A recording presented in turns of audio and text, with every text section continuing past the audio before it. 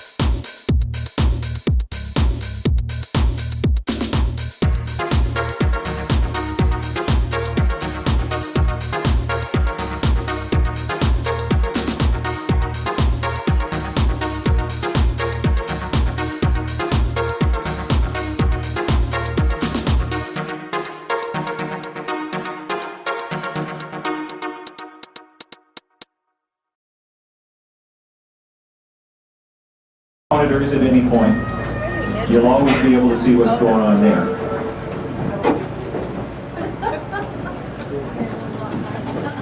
Steve has little rudders on the back of his floats, which help him to steer when he's going slow like this, but when he is about ready to head out, they'll pop up.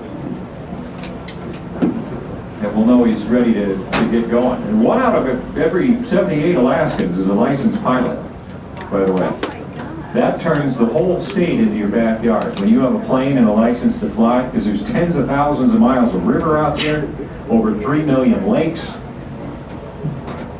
The place is so quiet, the only thing you can hear is the blood rushing in your own ears. You see it beginning right there. And that'll get him right down above the surface of the water, and then he'll ride a cushion of air in the rest of the way. And he won't be able to see the river's surface, actually, right at this point. So he's going to do it by feel and a lot of experience. He one-hopped it a little, but this isn't gymnastics. If you can walk away from it, it's a 10. So no deductions from us, right? Steve can answer. Another great flight over there in 2-4 Alpha. And among that 1 in 78 pilot count is our captain. The river ahead of us and to the right is the Chena Pump House, which was a very important component of a mine in the next valley. Behind those hills to our right was the Ester Cripple Creek hydraulic placer mine, and the pump house provided them their water. This used to have great big electric pumps that could take 6,000 gallons of water a minute out of the Chena River through water pipes that went up over the hills, and then they would use their water for mining.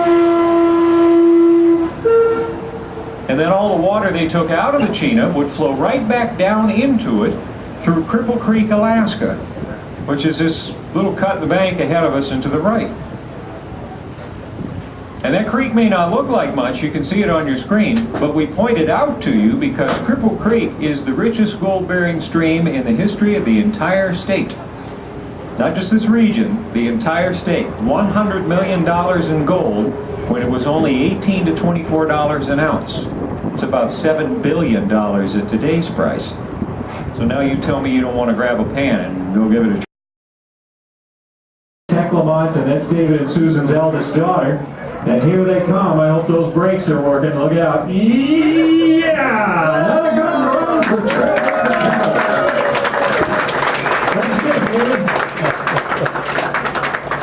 Well, you know, these guys did a wonderful job. After every run, every dog gets a pat on the head. And then, of course, just like us, everybody gets to play. Yeah. Out of gym class and into the pool. Now, obviously, David, with the extent to which we are leaning to the left, there's a lot of interest in what's going on here, Trail Breakers. So I'm hoping you or someone from the kennel is going to come and maybe take some questions. Come to a fork in the road, you got to be able to look at the surface patterns. Is it really flat and glassy in one area? Is it churning or riffling in another? What side is the river cutting in on? Where is it filling in? Those all tell a skilled captain which fork to take, minimize your chance of parking up on a sandbar. And it's a lifetime of experience too. You just got to get out there and bump into sandbars every now and then, but you get a feel for it. These captains were revered for their ability to not get stuck all the time. Thanks for joining us today for this part of our Alaska tour. We hope you've enjoyed it as much as we had fun taking the trip. If you liked the video, please give it a thumbs up. If you'd like to subscribe to our channel, there's a subscribe button down below. Once you're subscribed, you can click on the bell icon and get an email notification every time we post a new video. In the meantime, I hope you're having a great day. Remember, keep her between the ditches as you join us on the highways and byways of America.